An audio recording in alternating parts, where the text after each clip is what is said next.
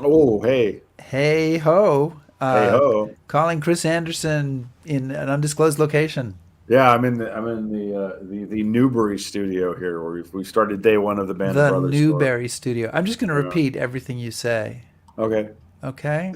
Yeah.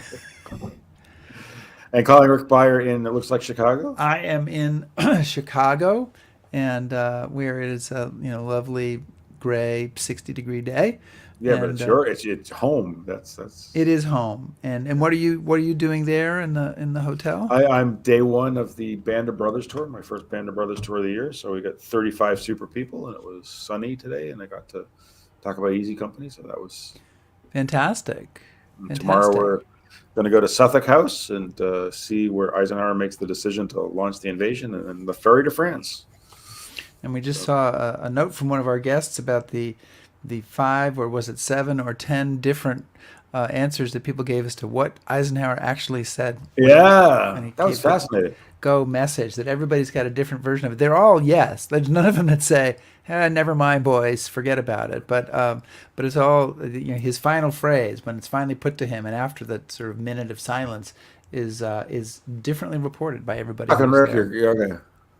So, welcome everybody to History Happy Hour, brought to you with the help of Stephen Ambrose Uh, Historical Tours, offering a variety of history tours in Europe, the US, and the Pacific. Check it out at stephenambrosetours.com. And whether you're watching live, watching on replay, or listening on the HHH podcast, ooh. thank you for joining us. And let us know that you're here, and let us know what you're drinking. Because, for some reason that's important to us. We're trying to keep track of everybody's drinking habits. So, what do you have, Chris? I have the group dinner white wine, Aha. very fine vintage. And So you? I have Marilyn bought this. I have it's a Samuel Smith India Ale. Oh, that's one of my favorites. Sam Smith's was awesome. Yeah. That's good stuff. Yeah. So even though we're not in the old country, we managed to get that here. And we want to thank, by the way, everybody who supports us on Patreon, and especially our top shelf patrons who are listed here. But we definitely have room for at least 9 more of you. We do. If you want to upgrade your membership, or if you're not a patron and you say, I want to be a patron of History Happy Hour, you can do so by going to patreon.com/History Happy Hour. Hour. Yes. Um, so, Chris, do we have anybody out there in the audience? Yeah, well, Susan Hughes joining us from Maryland, and Doug McCord, Brian and Cindy Peacock have joined us from Stewartstown, PA. I see Jim Gene Stark. Bo, yeah, and Gene Bo, we're at 75, and I'm sure sunny in LA. So, well, Gene, we're a little jealous of that, but We get James appreciate is you joining. in Carson City, and he says it's cloudy and windy, and there's a storm coming in. This is like, we could be like the Weather Channel with all the It might be more interesting. with all the weather comments. Gary and Steve and David. Well, everybody, thank you so much for coming, Chris. I think we've delayed long enough. We probably have to get this show going. So why don't you give me a cue and I'll get started.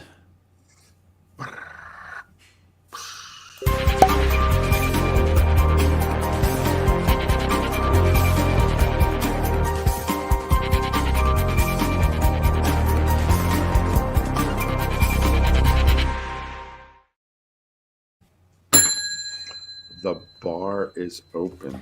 The bar is open, but we do have a bit of a And Rick, what do we have on tap bit tonight? of an issue today, because we will now reveal that our guest has called in sick. Yeah. Okay, very sad today. Our guest Halik Kochanski has taken ill and could not make the show. And of course, if you've watched all of the stuff we send out to you, you know that she is the author of Resistance: The Underground War Against That's Hitler. that's that's the That's the wrong wrong title. one, wrong book.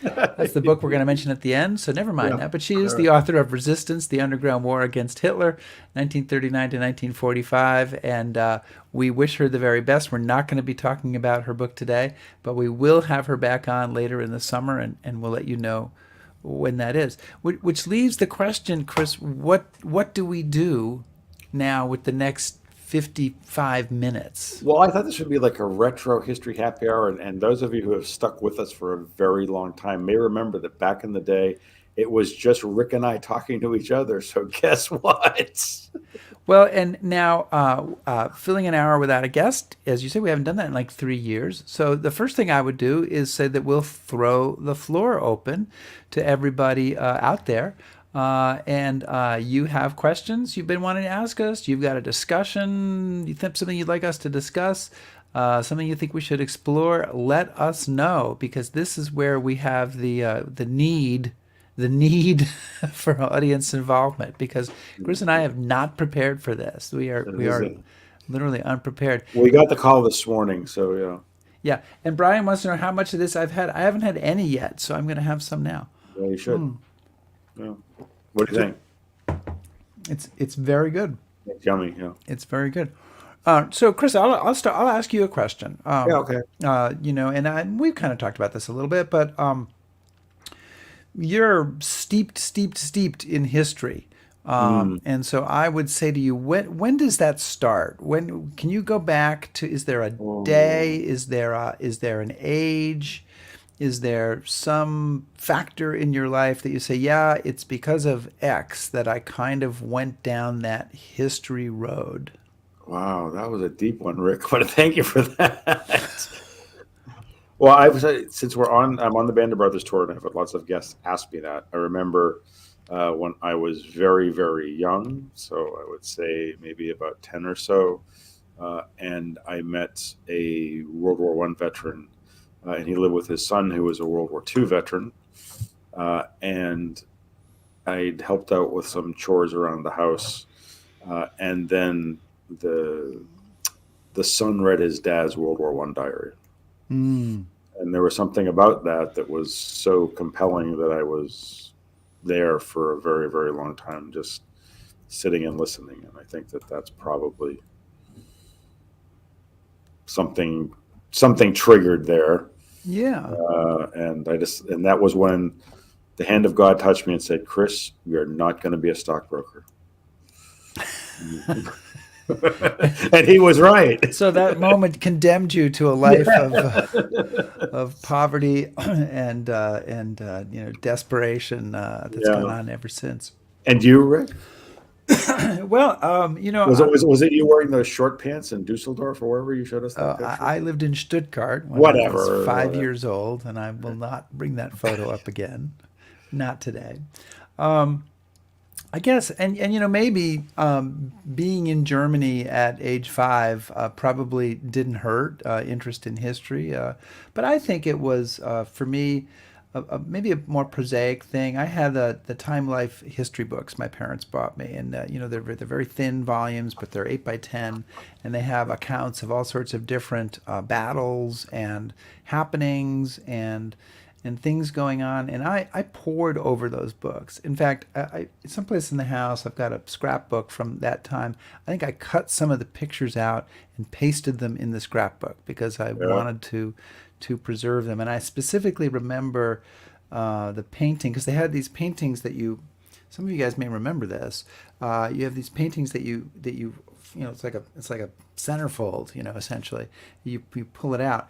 And it was a painting of the battle that is it Braddock in 1757, 1758. Where George Washington is there, and all sorts of other people are there, and I can remember that. I have very vividly see that, and I was moved by that. I remember there's one that was a painting of the Battle of Midway, and it was from the air, so it was like from a jet plane or a propeller plane that had just taken off. And these kind of filled me with fascination. So I would say it kind of started there.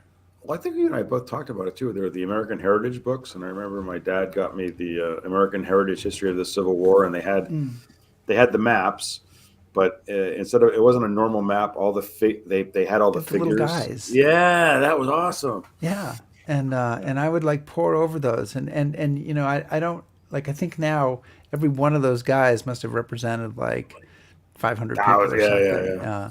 But those were incredible. And so I was probably more interested in the Civil War early on. I remember that when when the Civil War PBS series made by Ken Burns, Yeah. who's also a documentary filmmaker. You may have heard of him. Yeah, yeah. He when that came on, which was in 1990, sometime around 1990, I think, that we actually changed the clocks in our house, early 90s, because our kids were old enough that they could tell time. So we changed the clock so we could put the kids to bed an hour early so that we could watch that series on PBS. And so I was Which really, is just yeah. how geeky we are. Yeah, that is pretty much the geekiest that I can come up with. So have you been peering at the questions? Is there I have anybody? it. Is there Well, yeah. anything there that we can start off with? Well, sure. I mean, you can pick one, then I pick one. Oh, well, I So, think you should pick one all right, first. well, Carla wants to know: have you ever interviewed or met a German soldier from World War II? And have you? Well, I saw a speech by one at the World War Hmm. II Museum, but I didn't meet him in person. I mean, I didn't get the chance to Yeah. talk to him. I did meet, and in that same weekend, I met a man. I love to say this, who was at uh, Pearl Harbor, but he was one of the guys attacking Pearl Harbor. Well, that's kind of interesting. Yeah, a Japanese soldier, Mr. Abe, and he spoke also, and he had a translator. But when we went down to breakfast at our hotel the next day, he was staying in our hotel, and he was there with his, I think it was his granddaughter, and she had been translating for him. So we went over to his table and we said hello, and we chatted with them for a while. And And you told him about the ghost tournament. this is very early in the Ghost Army Oh, stage, okay, and so okay. so I probably didn't have a pin to give him, or Oh, or a hat, okay. or I didn't ask him for a donation, Oh, okay. um, but um, but I did notice that when we had on the guest who had interviewed a lot of the Japanese fighter pilots, I asked him about him, and he remembered him. He had spoken with him. Yeah. He sort of stood out as somebody that he remembered. How about you, Chris? Have you met a Yeah, German soldier? I wouldn't say obviously as many as Allied soldiers, but I have had an opportunity over the years to meet and interview. I would say many, and they always had. Uh, it was very interesting to talk to them. One of the things that was funny was all the Germans I talked to, um, they would talk about their service, and they say, "Oh, and I was on the Russian front," and I'd say, "Oh, well, but did you ever fight in the West?" "Oh no, I was always in Russia." And finally, I remember being at one of these functions, and they were all talking to me about fighting the Russians. I said, "All right, somebody had to fight the Americans and the British. Did anybody here?" And one guy kind of sheepishly said, "Well, just for a short while." That So didn't inhale. they didn't inhale.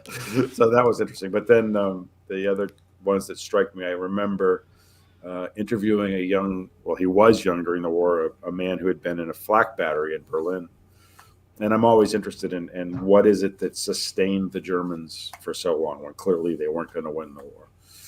And I talked to this one gentleman who had been in the Hitler Youth, uh, joined a Luftwaffe flak battery at Berlin, and I said, "So, why did you fight so long? When did you know that it was over?" And he said to me, looking right now, I said, "Chris, I believed with every fiber of my being that we would win the war." And I said, "No, wait. There are T-34 tanks driving down the Unter den Linden and coming to your flak battery. You can see the Russians." He said, "Oh yeah, no, we were going to win." And I said, "When did you know that it was over?" And he said, "When we got the word that Hitler had been killed."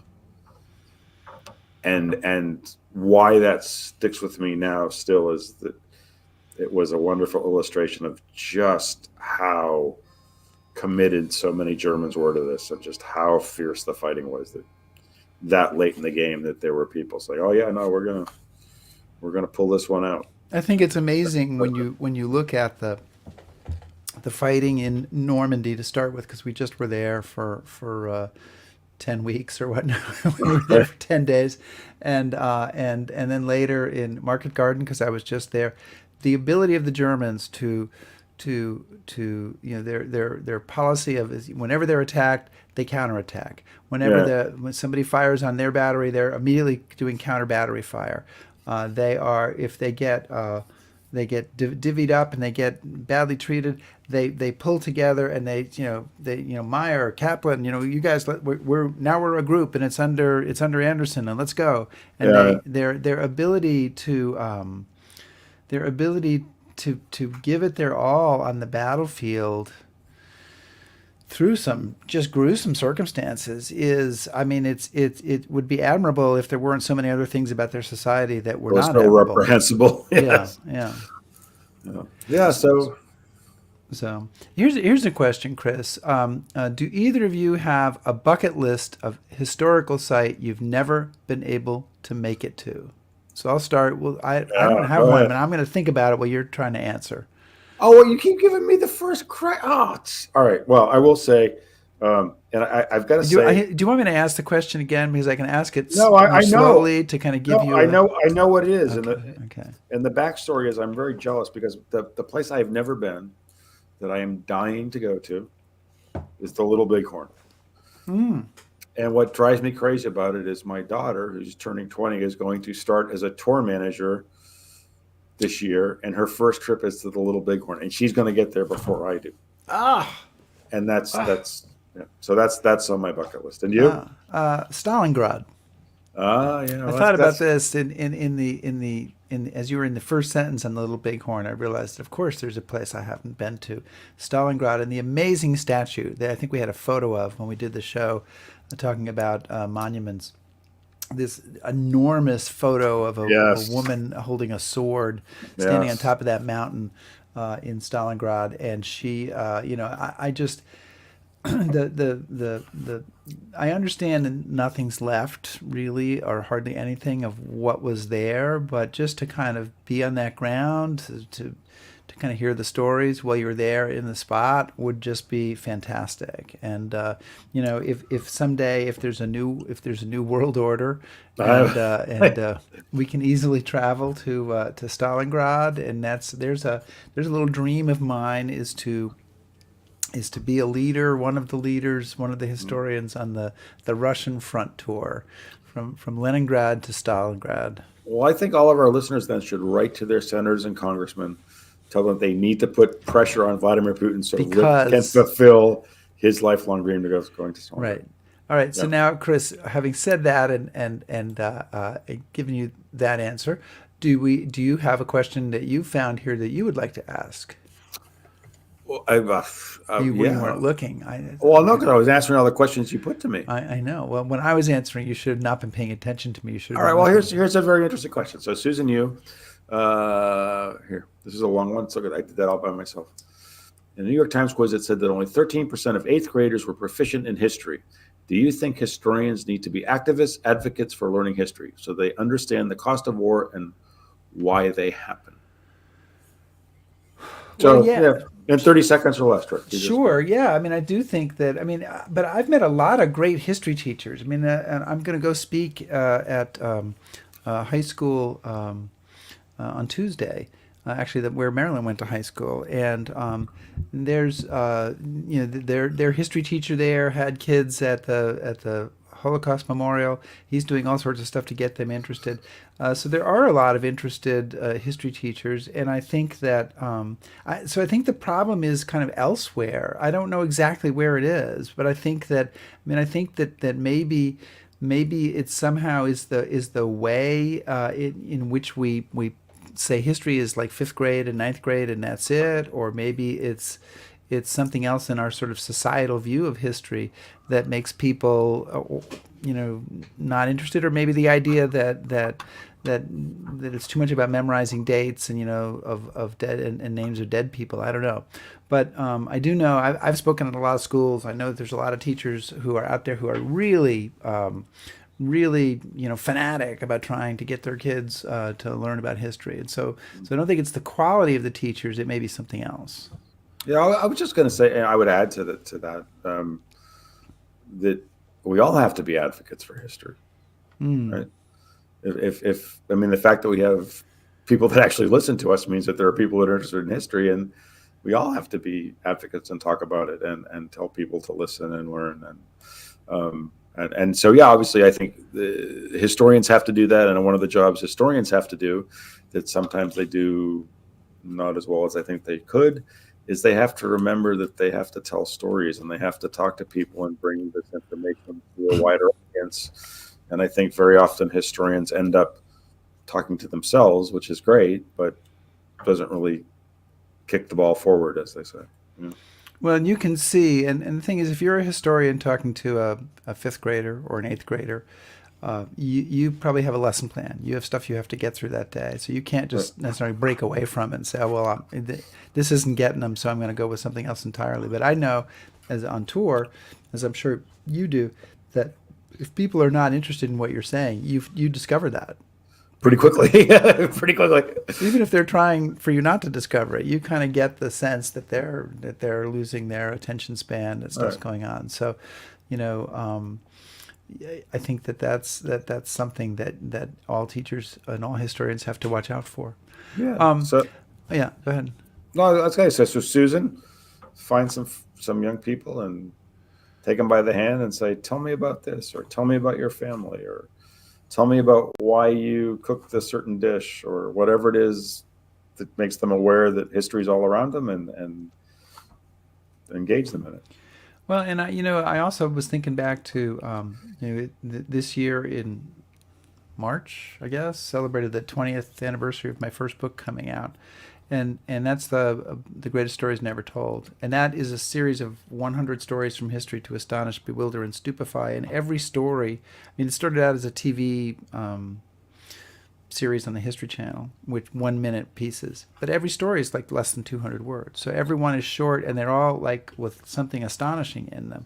And I know a lot of teachers used those books to, they would read a story at the beginning of history class, and try to kind of get, do something to get people to kind of, get their head off the desk, and interested. So you're that guy, Rick. Yeah, maybe, and hopefully maybe there are people out there that became interested in history because of that. Maybe someday, somebody will be having a conversation. How did you get interested in history? And they'll say, well, I looked at the greatest stories never told. And there's a hope.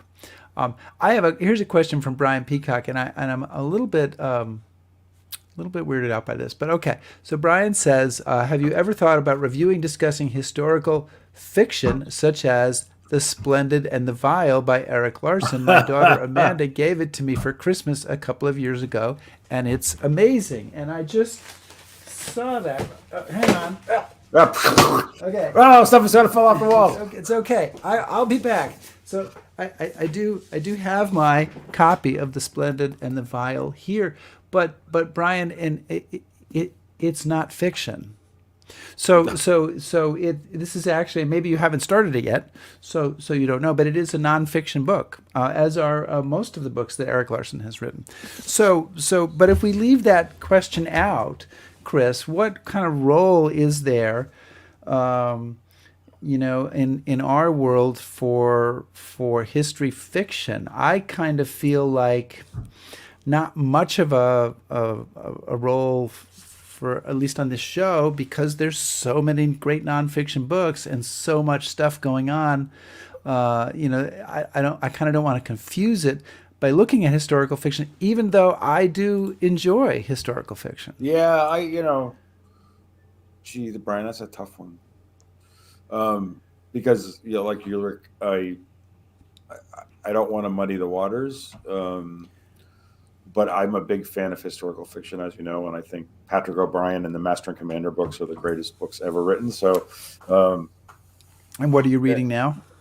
Well, now I'm reading Shogun in between all my other serious history books. So I do enjoy historical fiction. So maybe if we do, I don't know, history happy half hour or something, like on alternate Wednesdays, that could be the historical fiction section. What do you think? Maybe it's a different channel for us. So maybe we can expand our audience of one. Brian, you have to join us. So that we have History Happy Hour on Sundays, and we have, historical fiction theater on Wednesday nights. I don't know, something like that. Yeah. Well, we tried that theater thing. We just didn't have time to do all the video clips. Well, we did. You mean the when we asked people about their favorite movies? No, but then we did that thing about Dieppe, right? When we showed the footage and then we talked about it. Oh, right, right. This was a plan that we were going to try to do this A great regularly, plan, yeah. and let me tell you about plans, my children. Then life happens, That yeah. they don't all work out. So, do we have any other questions here Yeah, that well, we can? somebody asked us to discuss Canada's contribution to World War II, and Rick, All I right, thought I'm that just that would gonna be hang on. I got a book. I'll read it for a while you're talking. Go ahead. no, no. You know that that's one of my favorite things, and I do. So give we it just 2 minutes there. we just did the master class in the Normandy for the Normandy breakout section. We had a chance. I had a chance to talk for 2 days about the Canadians, which was a thrill for me, very important for me. And as you know, I think their contribution was massive.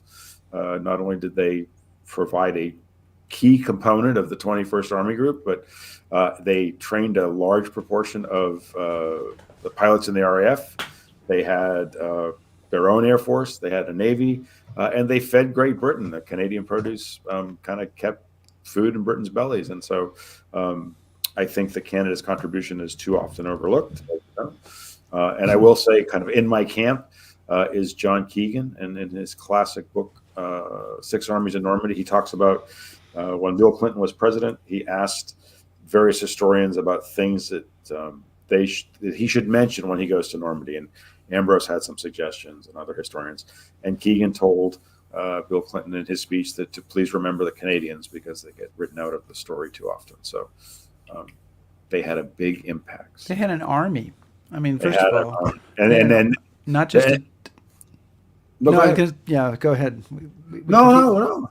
No, I mean they, it starts out with the Canadians are there, but they're not there as just a division or a corps with 2 or 3 divisions. They're there as an entire army.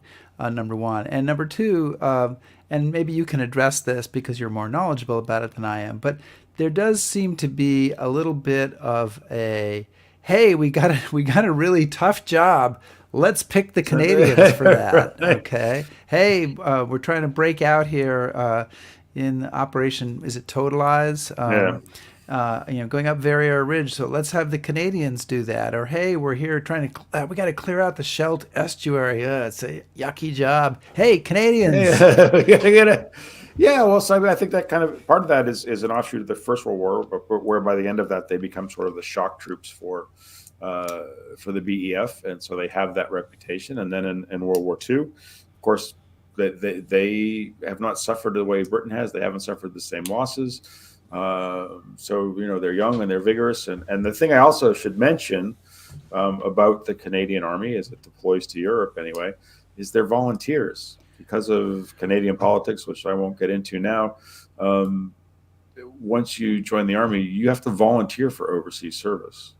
So all these battles that they're fighting throughout Normandy and all the way to the Scheldt and into Germany, these guys are by and large until the very end of the war all volunteers. Yeah. So I had a question about that for you, and I mean, could you unvolunteer? Could you Or unvolunteer? once you volunteered, was it like, nope, sorry, you signed and you're in now for forever? Yeah, no. When you made your flight reservations, there wasn't a return date on the ticket, so you were kind of stuck. And it becomes a problem because obviously, as the casualties mount, there are fewer and fewer people that are willing to raise their hand, and then that raises issues about Canada introducing conscription, and that's a big story. But again, I just think it's something that people need to be more aware of. As you know, it's kind of a thing that I always talk about. But also, I think speaking more broadly, and it's something we both try to do, is the war in Europe was an Allied effort. It wasn't an American victory or British victory or Canadian. All these people were part of one organizational whole ultimately, and they're all fighting to achieve victory. Well, that's one of the things I love about the Battle of Falaise, because you have Americans, British, Canadian, Polish, and French all involved there, and you really see how the different moves by the different armies that have taken place over the previous weeks have kind of come together here. And it isn't all perfect. It is definitely screwed up in a lot of ways. But everybody has played their part, and the part played by every soldier who died, by by the American Army, by the British Army, etc., all comes together in that, and it's kind of cool to see it. And then once that happens, everybody kind of spreads out again, and it tends to be really divided after that. I want to remind people that you're watching History Happy Hour, and in case you wondered where you had What the hell's going us, on? and our guest today was unable to make the show due to illness, so Chris and I are filling the time with a very careful. It's called a history potpourri. Yeah, history potpourri here. And so here's one, Chris, and I'll take a shot at this question first because it's kind of a challenging question, Right. and it's from Jim Lattin, and he says, "What experience from HHH has caused you to most significantly revise your understanding of history?" So I'm going to start out with a broad answer to that rather than a particular show, which is I think that both HHH and the touring that we've done keep opening to me sort of how the complexity of World War II, the number of different operations, missions, commando missions, intelligence missions, stuff with computers, development of boats, of planes, etc. That this is, it's not simply 5 years out of the history of the world. It's just it's such a complicated effort on all sides that goes on, and I mean it's humanity digging really deep to try to make something that will get us over the top. And I just, I'm constantly kind of blown away by how complex that effort is, how deep it goes, how there's somebody working on everything, and there's a huge amount of stuff that is kind of developed and thrown out in very short time frames, in time frames that now we cannot even imagine. And I'm just sort of going off the top of my head here, but I brought it up before. But the Ghost Army goes from official commissioning to being in Europe in 5 months, and that's to then we put together the units, we figure out who all the people are, we equip them, we send them to Europe, we train them, and they go into action. And it's just, that's one of 1,000 things. It's one of 1,000 things. Well, I think sort of counter to what you've just said, one of the things that has struck me because of covering as much ground as we have, that I find fascinating and also compelling, not just with World War II, but with all the books that we've talked about, is it doesn't matter the topic or the situation or whatnot. It all comes down to individual people doing individual things. And there's so many books we've discussed. The book on Dieppe, the book on the guy who did the fireworks in World War I. Oh, right. It's individual people that make a decision or take an action that totally changes the course of events. And if you've traveled with me before, you know that this is kind of something that I'm fascinated by. And what I take away from it, from after 3 years now, is you as an individual still have agency, you still matter, and you can still influence things. And I think that I find it interesting, but also kind of comforting to know that I still matter in some level. And you see that in all these different history books. I mean, when we get Helena, I won't give too much away, but the Resistance book, where we talked about the women who resisted the Nazis. These are individual people that do something, and it changes history. And I don't know, I find that just fascinating. Yeah, and I think I think what is compelling about history is those two different themes kind of being intermixed. Yeah. That you have the individual people who are doing things, but you also have these kinds of massive efforts that are challenging to document. I mean, you might, we just, to pick up on your theme, this book about the resistance, just the one small part of the resistance was the clandestine press. Yeah. And the efforts that people are going to mimeograph something, to print it out, to smuggle the type someplace, to to smuggle what they've printed out and get it out in public, and many of those people died. They gave their lives to that Right. effort. And again, it's just one small bit to the whole story. Well, and I would add to that too, if I can add another thing that's really struck me, Jim, is just how much I do not know. Right?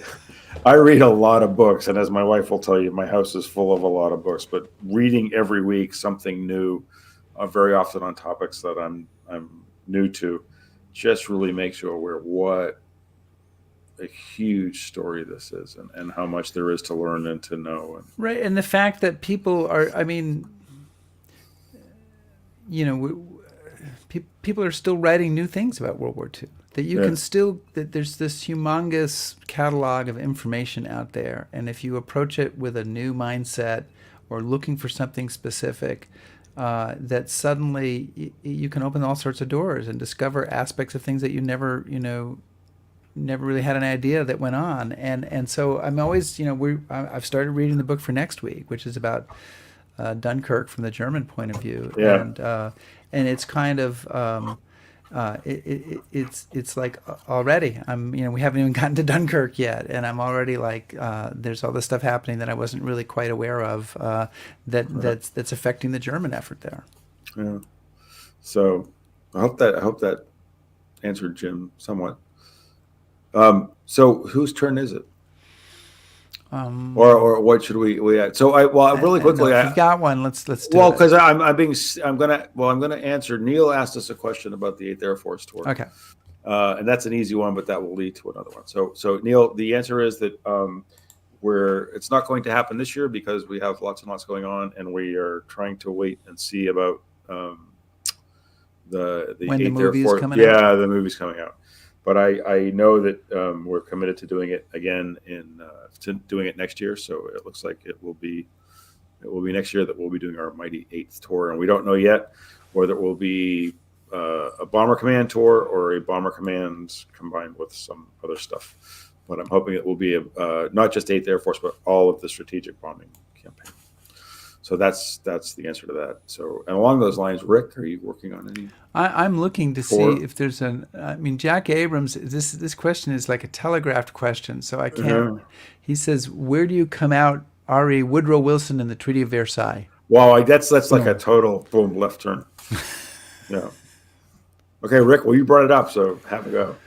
Yeah, so don't have a deep opinion about that beyond the fact that clearly, since it led to another war 20 years later, didn't really work out very well. But I would say that that's an area that I could do with more exploring and more knowledge of. I'm not really super knowledgeable about the Treaty of Versailles. Well, I would say that Woodrow Wilson's inability to play well with others kind of critically damaged the 14 points, and his attitude about working with others meant that America wasn't going to join the League of Nations, and because of that, certainly World War II happened probably a lot more quickly than it could have otherwise. Your sound has suddenly gotten a little bit murky.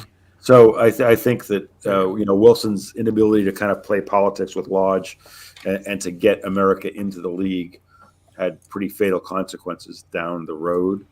I think that was his bigger failure as opposed to Woodrow Wilson's a guy who, when I was a kid, which is during his presidency, no, it's shortly after his presidency, he was considered one of the better American presidents. I feel like his rating's gone down over the years. Yeah, he's not aged well. Also, kind of a racist, I think. Yeah, there is that. Yeah, and yeah, but I mean, it's kind of people are complex, and I think that I admire his kind of idealism, his idea that we're going to stop these things from happening again, but his inability to act in the real world meant that, again, that the League of Nations was going to be a failure, and that, of course, becomes a big deal as we move into the 30s. Well, and he ends up having a falling out, as I think about it, with the guy that he sent over to kind of negotiate this. So he ends up really being almost completely on his own um, um, in that whole process, and that does kind of kill him. Yeah. So, is it my turn? Sure. So Bodvar has asked a really, this is a big one. All right. Why do so many women who had a leading role in the resistance not get their valuation after the war? In 30 seconds or less, Rick. Because it's a sexist world. Okay, moving on. It's an interesting question, and you've got people in SOE who are working to try to, after the war, to try to remember the women, remember all their agents, but especially the women. Uh, you know, I think it has to do with broad societal sexism. I think that the people who operate the spy agencies tend to be men. They tend to remember the men. They tend to turn to the women when they need to, and then kind of let them go when they're done with them. And I mean, I think it's just representative of that point of view that's been there for a long time. Well, I think one of the things that I found interesting, and once we reschedule Halik to come back to talk about her book Resistance as a teaser to get you to come back, that's one of the questions I want to put to her, because she has some interesting comments on that. Because if you look at, particularly in SOE, OSS, large numbers of women, and a lot of the leaders, senior leadership in the SOE, for example, are saying women are the best people to do these jobs. But they don't then say, okay, by the way, we should say thanks. And that's very interesting. And the same thing with the French Resistance. I think of all the, I can't remember the exact title of the award, but Companion of the Order of Liberation, or whatever it is that they call it, of the many that they give out of this award, something only like 6 or 7 are women. Even though, we've discussed on the show, on a couple of different shows, the role they play, Marie Madeleine Facade and all these other women. And I think it's an institutional thing. And I think also after the war, in a lot of these countries, they want to put the genie back in the bottle. And if you say that women had a part to play in the liberation of France, say, well, then that raises all sorts of questions about, well, what were the French men doing, or what's the role of French women going forward? And it makes the reconstruction very sloppy. So if we can put the genie back in the bottle, it's simpler. So yeah, well, I think that's just a longer way of saying what I said. So, well, of course. Well, I want to be you when I grow up. Right? So yeah. that's why. So, yeah, I mean, I think that women probably, you see one of the things that in the resistance book is you see people really looking ahead to the post-war world, and they're serving in the resistance, and they're trying to understand what kind of world are we building, and what kind of world do I want to be building. But I think that the same thing happens to women working in factories in the U.S. The same thing happens, kind of in a lot of such circumstances where, as soon as the guys come back, the women are supposed to leave the workplace and not work anymore. But wait a minute, they've gotten used to working. But so now a thing has been established. It will take a while, but eventually they will be working, full time. But change is slow, and it oftentimes, and doesn't happen, especially when it fights against a kind of a strong recurring mindset of society. Ooh. So I see there's a couple of other questions here, but I haven't actually looked at them yet. Have you? Well, no, because I was talking. You were engaged. So go away. No. Well, Carla wants to know: do we listen to any of the Oral History Project and Shoah Foundation interviews? And Chris, I would say that I have not listened to any Shoah Foundation interviews, but I have gone through the Veterans Oral History Project at the Library of Congress, if that's what you're talking about, Carla. And I have listened to interviews there. In fact, I just listened to some in preparation for the masterclass that we did when I was looking for people who had flown typhoons, and I wanted to find what was it like to be a typhoon pilot above the German army trying to get out of the Falaise pocket. And I was able to actually track that down and find 2 interviews of those guys. I also was looking for interviews with Polish soldiers who were with the 1st Armored Division in the Falaise pocket, and found those as well. So that is a tremendous resource. Yeah, and Carla, I would add to that. Of course, oral histories are accessible everywhere, but another great storehouse of oral history interviews, which you can have access to, is the Imperial War Museum. And they, not just soldiers, but civilians, Holocaust. If you go on their website too, you can do searches by topic, searches by name, and they have lots of recorded oral histories. But I wouldn't say I've used Shoah Project interviews, but I rely on oral history interviews very heavily. And we've had on the show Peter Hart, who was for 20 plus years the oral historian for the Imperial War Museum, and probably did a fair number of those interviews that are there online. And I have gone there too. I found the great story of this tank driver British tank driver who landed, and kind of what he did, the great shot that he got off, and that he won an award for. But you have to, going through oral histories, is time consuming, especially if there's not a transcript there, but you can find some real gems if you listen. And sometimes just to sit there and hear this person describing kind of what it was like, they're finally, there's this, it's not a myth, but there's this view of, people who served in World War II don't want to talk about it. Right. And I think a lot of people didn't want to talk about it for a long time, but I also think it was they weren't asked about it in the right way. There wasn't somebody who was really interested, really focused in listening and hearing what you wanted to say. And so if you can find those interviews and it's that situation, a person is going to open up and say a lot of amazing things. Yeah. And I think the other advantage to oral histories over written oral accounts is you can hear the inflection and the emotion in the voices, and that's really enlightening. Right? You can know kind of the emphasis of that person and what was important to them, how it affected them. I think that's also very arresting.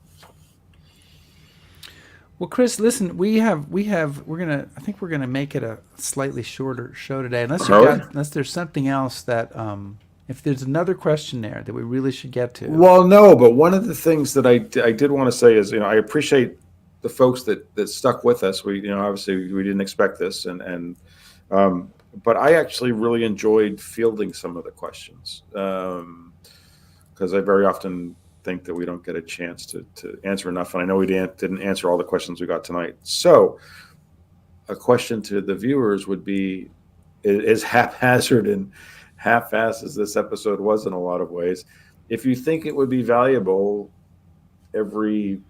once every 3 years, once every 6 months, to kind of have an open session. More often than that, yeah. Whatever, but to have an open session where you can answer us questions and maybe send us questions beforehand so that we can give a little bit more. Maybe give people some warnings so that I think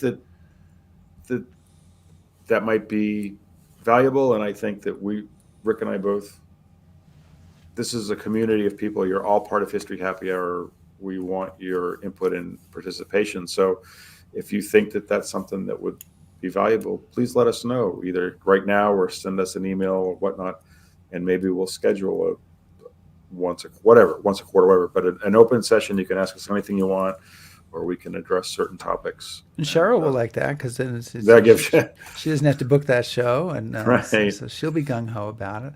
Hey, Chris, so I will ask you one more question before we do the talk about next week's show. Well, and I have one more question too. So you ask me one question, then I'll answer you a question. Yeah. So you're not going to be in Normandy on D-Day this year. It's a shock. It's the first time, and I wonder how you feel about that. I don't know. I feel kind of conflicted because I'll actually have to take my wife out for our anniversary. So that will be great. Which is June 3rd? June 3rd. I know your anniversary. That is bizarre. I haven't had to plan that. So that would be interesting. But I am a little sad that I won't be there. Because I'm always. Do you want me when I'm there? Do you want me to call you up, get you on a little video chat, and show you what's going on? No, I want to be left alone and go out to dinner with my wife. But thank you for offering. It's my great pleasure. Um, so, Well, but I have one. right, you have a question? Yeah, go, All go. right. So my electronic brain sent me a little notification this week that there's an updated version of something that's just been published that Well, it you hasn't had been a published hand at. yet, but Oh, well, I would like you to talk about that and tell people what they can expect and why they should take an interest in this. okay. So, yeah, I And did. I wanted Rick didn't put me up to this. No, no, no, no. This is I am completely unprepared. I don't have a visual or All anything. right. But if everybody would hold on for 10 minutes, I can put one together. So in October 10th, I believe is the date. There's going to be an updated edition of the Ghost Army of World War II by Rick Beyer and Elizabeth Sales. Woo woo. Okay, Woo! and. Can you hold the audience for a second? I'll I go can. grab my copy and I'll show it Yeah. to you all. Hang So on. so yeah. So Come, I think it's come a up really with cool something thing. to say. Hang on. Well, no, I think it's great that you can follow Rick into the rest of his house. It's very exciting news, and Rick's worked really hard on it. And as you know, he's very, very passionate about this. And so Right. there's lots of great new information, and you Luckily, I should check don't that live out in a big house, and support this. and so this is the updated cover, which looks a lot like the original cover, and except it has got the little blue stripe in the bottom that says updated edition. And so what it does is it has I wanted to go through and write a whole new version of the book, Oh, please, no, no, and no, the no. publisher said no. Phew. But then what they said yes to was they said we'll give you 16 more pages. We'll give you an extra chapter in the book. And so I wrote an afterword, and the afterword is all about stuff we've learned since the book came out, and then it's also about the gold medal effort. Okay. And then we we made some corrections to things that were in there, and kind of updated it that way. But that's coming So- out October 10th. I assume it will be available on Amazon. Are we going to have you on the show to talk about it? I wasn't thinking about that, so Cheryl can decide that. Oh, we'll see. Okay. We'll see if we'll see if we can fit you in. We are going to have a book event in Chicago that week. Okay. I think at the Red Lion Pub. So Well done. Yeah. I'm looking forward to that, and I'm excited about it because I think that we have learned a lot about this since getting into it, and I was excited. We have new pictures, we have new stories, and kind of the story of the gold medal effort. So it kind of brings it up to date about as far as it can go. I don't think the second updated edition is really. It's a long time before that's going to be in the works. I have a question that I want to add to that though. Sure.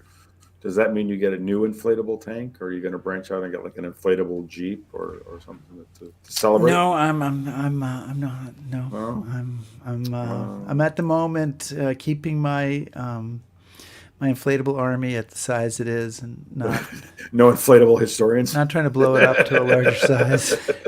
Right? Oh, that would be awesome if I could have an inflatable historian at a podium and then a tape that played of the presentation, so that I didn't have to actually be there. But no, I love making presentations, so I'd hate that. Why did I even say it? That's terrible. So Rick, what's on tap for? Yeah, we got to stop. Please stop talking about the ghost army. Everybody's raising their glass up. Brian, by the way, the only reason that I haven't taken a drink is because I drank it all before Rick finished with his ghost army references. So that was... Okay, so next week I did try to show this at the top, and I just Yes. made this so let's check it out for spelling errors. But next week our topic is the famous Dunkirk evacuation battle of 1940. We'll be talking to Robert Kershaw about his new book Dunkirken 1940, which explores Dunkirk from the German perspective. So it's all about kind of what went wrong there for Germany, because they did have an opportunity really to destroy the British Expeditionary Force. And very famously, Hitler stopped the tanks, although that's only one day. That's only one day out of 9. So it's sort of about what went wrong for the Germans at Dunkirk, which proves important later on in the war.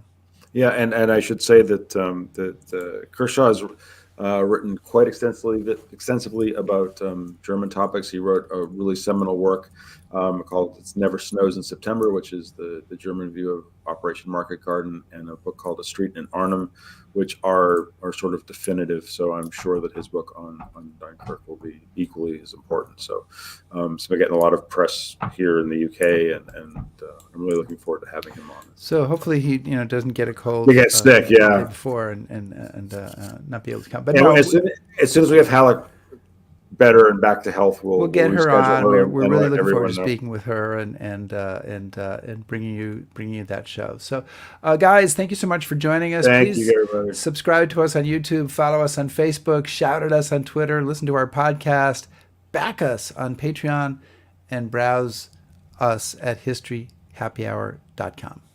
Thanks, everybody. Be safe.